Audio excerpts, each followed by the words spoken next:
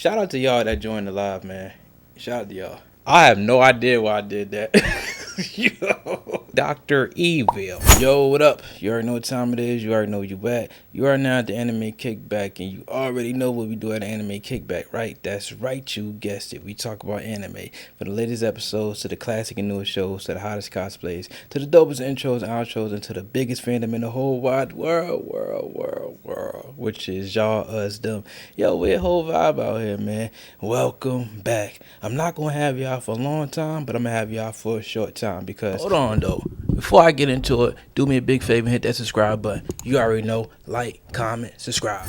Remember when I said every weekend you should do something to make you happy? Well, let's just say over the past 3 weekends, I made me a couple of purchases, man. I got me some DVDs, some video games, some VHS tapes, and my boy, Professor Chaos, man. I'm going to give y'all a good close-up so y'all can really see what's going on with the media, you know what I'm saying? So, check it out. Go 13. If you know, you know. Now, this is one of my favorite shows out here. Lupin the Third, Dragon of Doom. The flyest guy in the game. Now, if we talking culture, Black Lion.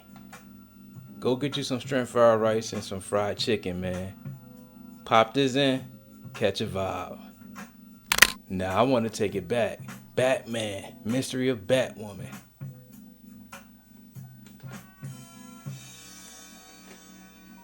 Now, since we on the retro game timing, it's only right that I had to get this. Rocket Power Beach Bandits. Yo, they made you want to do everything, yo. From skateboarding to BMX bike riding to hockey to basketball, whatever, you name it. These was the guys. Now, I'm talking about a guy that's trying to get the money every time he get out of school with the squad, Ed, and Eddie, man. We gonna go on an adventure for sure. You already know. This is a cultural game right here. You and your friends up in the building, up in the crib, up in the room. 6 deep. Running it. Super Smash Brothers. Now, it took a little minute, but we got him. Butters. Or should I say, Professor Chaos. All in his glory. I was plotting on this for a little minute and I finally got a chance to get it. So I'm excited about this. You already know the Mad Villain is in the back. So I figured, why not get another Mad Villain? From now on, I will dedicate my life to bringing chaos to the world that has rejected me. I will become the greatest supervillain the world has ever seen. Where I go, destruction will So follow. nasty that it's probably somewhat of a travesty having me. Then he told the people you can call me your majesty.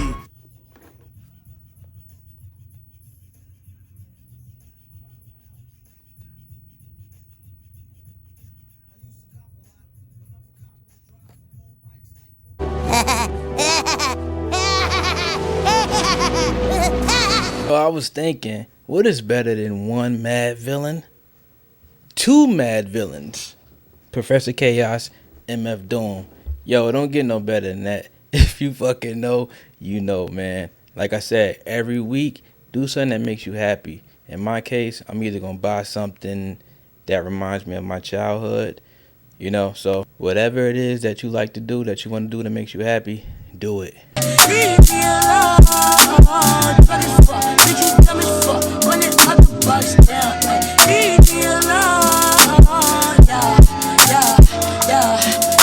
On another note, I want to get serious for a minute. If y'all ever seen that video when Casanat was talking to Shannon Sharp? Streaming, is it harder than a 9 to 5? Is streaming harder than a 9 to 5? Yes. No. Hell no. Some people will agree with that and others may not. Now, working a 9 to 5 myself, being in the railroad industry, I can say physically a lot of people can't do what I do. So in that sense, I would say it's harder. But if you ever made content before, you will realize something real quick, that it can be very taxing on your mind mentally and sometimes physically. Now, the pro is with a job, all you gotta do is just show up and you're gonna get paid. Now, if you're making content, you have to really be in your creative bag and curate pieces to add up to the hours of time that you're working a real job.